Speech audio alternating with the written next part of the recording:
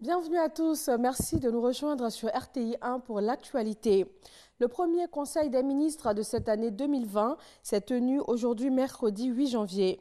Le chef de l'État a réitéré ses vœux à l'endroit des membres du gouvernement. Le président Alassane Ouattara a félicité les ministres pour le travail abattu.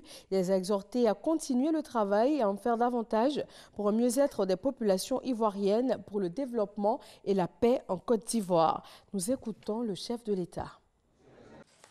C'est avec un réel plaisir que je vous retrouve tous ce matin à l'occasion de ce premier Conseil des ministres de la nouvelle année 2020. Je voudrais tout d'abord vous exprimer, au nom de la Première Dame et à mon nom propre, ainsi qu'en celui du vice-président, mes sincères remerciements pour les vœux formés à notre endroit. Ces vœux traduisent l'engagement de l'équipe gouvernementale pour le développement socio-économique de notre pays et je m'en félicite.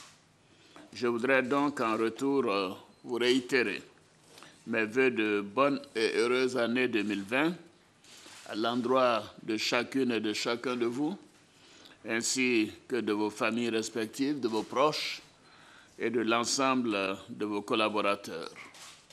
Je souhaite que cette année 2020 soit une année de santé, de bonheur, de prospérité pour chacun et surtout de consolidation de la paix pour notre pays. Monsieur le Premier ministre, vous venez de réaffirmer l'engagement et la détermination du gouvernement à œuvrer chaque jour davantage pour l'émergence de notre pays et l'amélioration des conditions de vie de nos concitoyens. D'importants efforts ont déjà été faits dans ce sens depuis 2011 et je vous félicite pour le renforcement de ces actions au cours de l'année écoulée, notamment dans le cadre du programme social du gouvernement.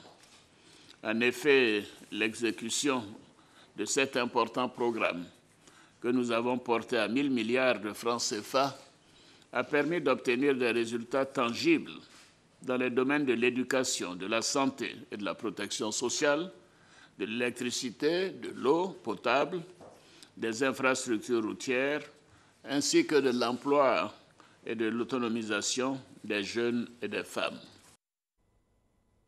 Dans le domaine de l'éducation nationale, des lycées d'excellence et professionnels vont être construits en Côte d'Ivoire cette année. Une enveloppe de 34 milliards de francs CFA a été dégagée pour le projet. Le ministère de l'Éducation nationale, de l'enseignement technique et de la formation professionnelle a signé un contrat d'exécution avec une structure spécialisée internationale.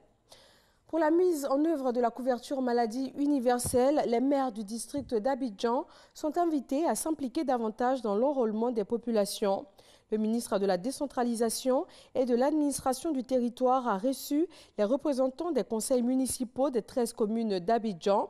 Sidiki Diakité a jeté les bases d'une collaboration qui va notamment porter sur des campagnes de sensibilisation. Dans le monde du sport, le football africain a un nouveau roi. L'attaquant sénégalais Sadio Mané a été élu Ballon d'Or 2019 lors des 28e CAF Awards en Égypte. Il s'agit de son tout premier sacre. Sadio Mané a obtenu le titre devant l'Algérien Riyad Mahrez et l'Égyptien Mohamed Salah. Il est au Liban depuis 10 jours après sa fuite au Japon. L'ex-patron de Renault-Nissan s'est exprimé face à la presse internationale aujourd'hui à Beyrouth. Plus de 2 heures de conférence de presse où il est revenu sur des mois qu'il a passés en détention. Il a déclaré, et je cite, « Je n'avais pas d'autre choix que la fuite pour me protéger et protéger ma famille ». L'ancien PDG, ses proches et sa défense soutiennent qu'il a été victime d'un complot par Nissan avec la complicité des autorités japonaises car il s'apprêtait à organiser une fusion entre Renault et Nissan. Nicolas Sarkozy, ancien président français, va être jugé pour corruption. C'est la toute première fois que cela arrive sous la Ve République. Nicolas Sarkozy est soupçonné d'avoir tenté d'obtenir début 2014 des informations secrètes auprès d'un haut magistrat dans une procédure de l'affaire Bettencourt soldée en 2013 par un non-lieu. Le procès de Nicolas Sarkozy dans l'affaire dite des écoutes va se tenir du 5 au 22 octobre prochain. Le tribunal correctionnel de Paris a pris la décision ce mercredi 8 janvier. Et voilà, c'est tout pour ce flash d'information. Merci de l'avoir suivi et retrouvez tout de suite sur RTI 1 l'info régionale. Le journal, ce sera pour 20 h. À tout à l'heure.